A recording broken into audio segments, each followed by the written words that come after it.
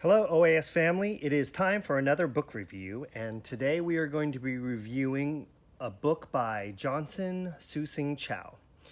So, if you don't know Johnson Chow, I think you should get to know him because he is a very, very fascinating artist and Chinese master painter. He has an interesting background because he was born in mainland China, but then at a fairly young age immigrated to Hong Kong.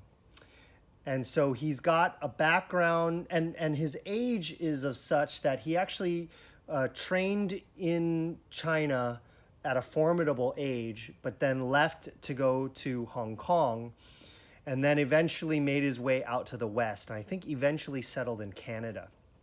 So I think what is very interesting about his point of view is the humility in which he establishes his own personal mission to share what he believes is the beauty and philosophy of Chinese art and culture.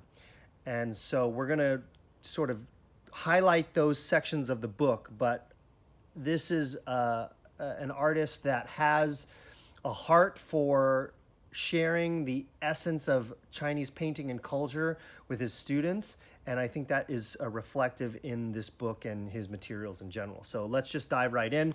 Before we do that, we're going to talk about the dimensions. So the book is 11 and 3/4 inches tall by 8 1/4 inches wide and has approximately 110 pages. So it's a book. This is a book in a series of books. It's the first in a series of 4 books. And it's called Vegetables, and the whole series is vegetables, fruits, insects, and aquatic life paintings. So if you missed it last week, we actually did the insect book in this series, and it was quite good. So make sure you check that video out if you're interested in that book. But let's just go ahead and get right into it. So we have an introduction here. Also, what is very interesting about this book is the English in this book is very good. So there are not a lot of books out there that have on this subject that have a combination of skillful art, good English, and philosophy. So those are very rare, and it's the combination that has made Ning Yeh's books, my father's Ning Yeh's books, so popular. There are other artists who have that same approach, and Johnson Chow is one of them.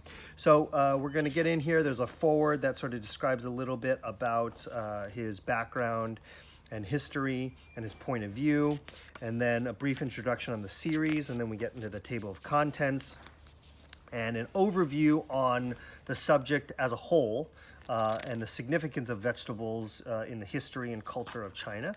And now we get into our first subject here, which is the Chinese cabbage.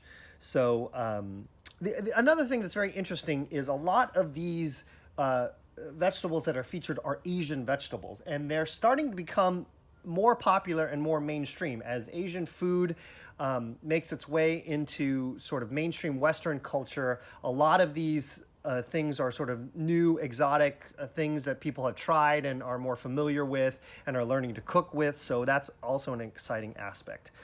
So I just want to read this first paragraph to you because it kind of gives you an idea of the point of view of the book and how good the writing is. So, Chinese cabbage.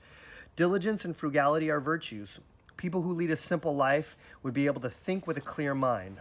On the other hand, desires for things material would affect our emotions, and wealth would confuse the intellect. Diligence and frugality as guiding principles and as a way of living have always been part of the Chinese ethnicity. Zhuge Liang of the Han Dynasty says, simplicity breeds clarity of purpose, tranquility develops farsightedness. This is very well said. Wang Xinmin, a Confucius scholar of the Song Dynasty, likewise says, nothing is impossible for those who are content with a simple diet of vegetables. He means that people who have struggled and have fought their way out of adverse situations will be competent in dealing with any difficult task. Hu Nanshan, a famous artist of the Qing Dynasty, once painted a cabbage and wrote beside it this inscription: people with official rank should not pass a day without tasting this.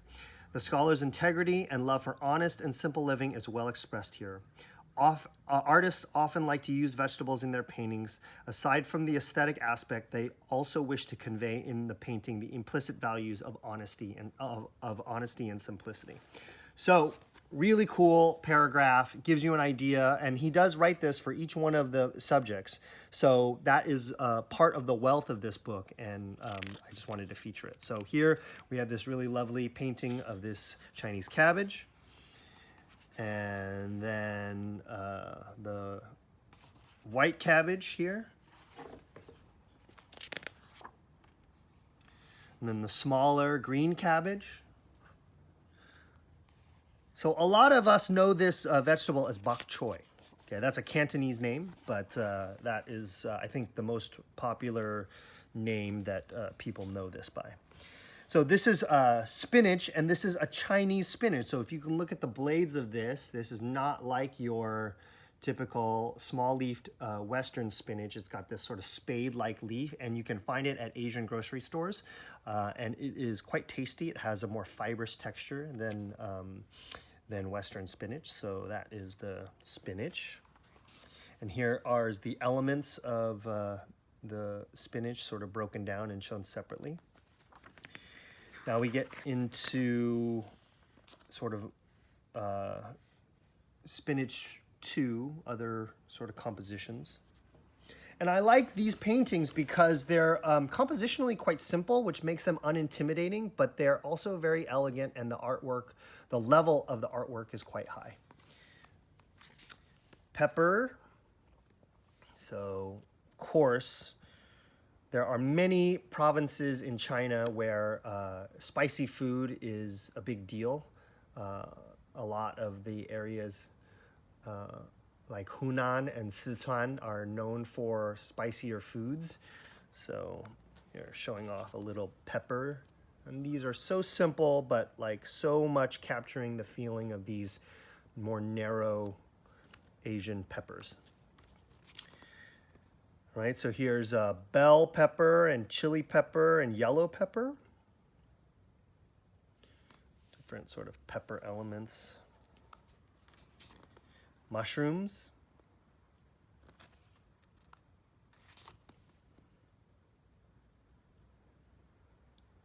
Winter mushrooms there.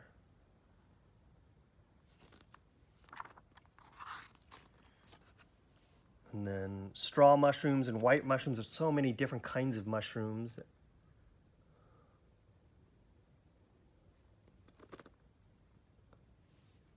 So there are those featured elements.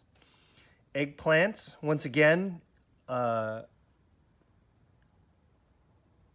Asia has a different eggplant than we are used to, rather than the sort of shorter, fatter Italian eggplant that you see featured in a lot of Western cuisines. The Asian eggplant is longer and more narrow. So you can see there.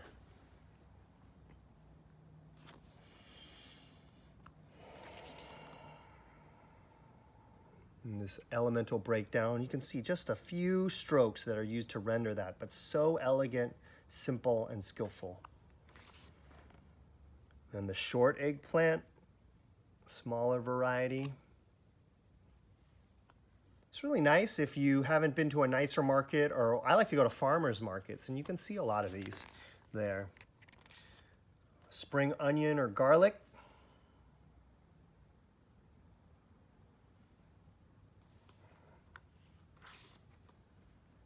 Such important elements of any cuisine, especially Chinese cuisine. It's garlic and green onions.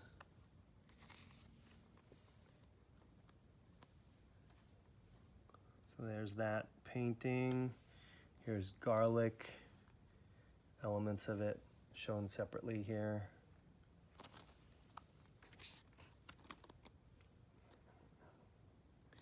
So this is lily. This lily has edible bulbs, and this is what they look like. I've never actually eaten this before. Have any of you? Leave us a comment if you actually eaten these lilies, these lily bulbs. All right, so there's another example of the elements of the lily bulb broken down.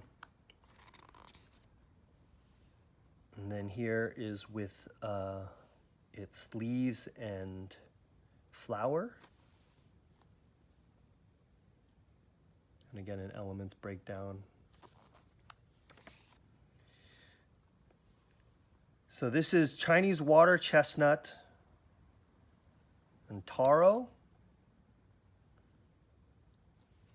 So taro is becoming such an important flavor now, as like Asian bubble tea shops and Asian flavored pastries start to make its way into mainstream. Here in Orange County, we have a lot of places that feature taro as a flavor.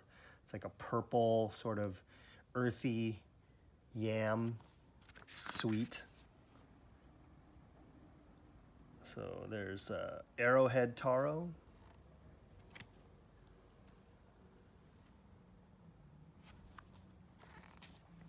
Radish. Okay, so the typical radish that we are used to, and then I believe these above are most commonly referred to as daikon radishes. Very popular in Chinese and Japanese cuisine. Getting hungry talking about all this stuff. Okay, these are radishes. More radishes, element breakdown. This is a sketch of a carrot.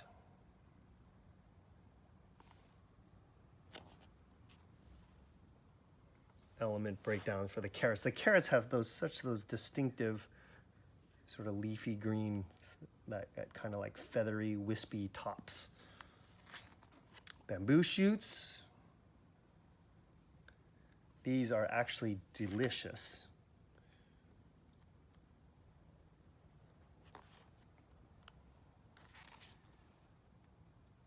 They have really like woody, sort of fibrous-y texture.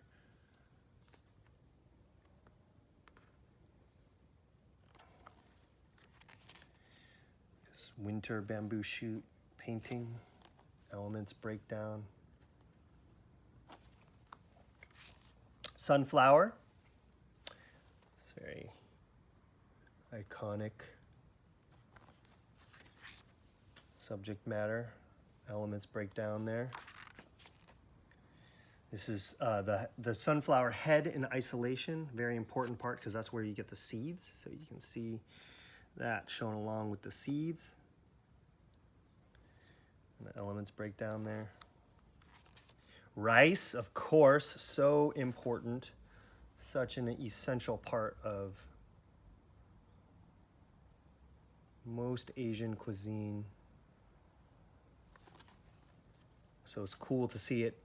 You don't always see it in its sort of wild form rendered that way. So it's nice. It gives it a different look for sure, rather than those grains that you're used to seeing in our bowl. All right, so ears of rice, another composition there. Elements breakdown. So this is corn. Really lovely painting of that corn. So abundant looking. The way those husks and those leaves come out. It even features a little ladybug there. Right, here's the corn sort of elements breakdown. Corn in a basket composition with the elements breakdown. Lotus root. These are also very delicious. These I've had before and I enjoy. They have like sort of a similar texture to like a bamboo shoot, but it's kind of crispier and a little bit lighter. It's not as hard to chew as a bamboo shoot. And this is the lotus cupule with the lotus flower. Sort of elements breakdown. This is what they show in that painting there. And then little elements breakdown of the cupule and the sheath. wild rice.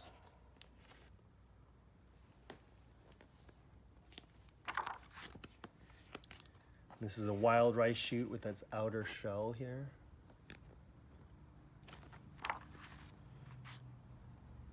And here's a shelled wild rice shoot with red radish. This is large.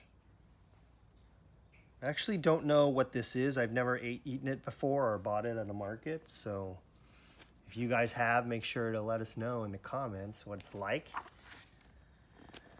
So water chestnut.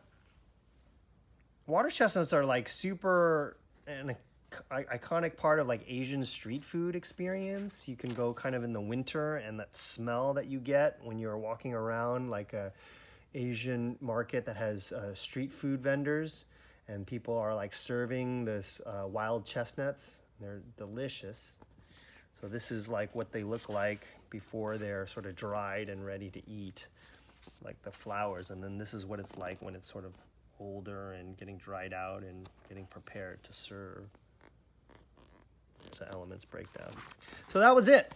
So really, really cool book. I definitely, after reviewing the second book in this series, I get a better feeling for Johnson Chow's point of view, and really have my appreciation for it continues to grow. So I hope you enjoyed this book review. Make sure you like and subscribe to our channel for more content like this. If you need to purchase this book, the link is in the purchase link is in the description below.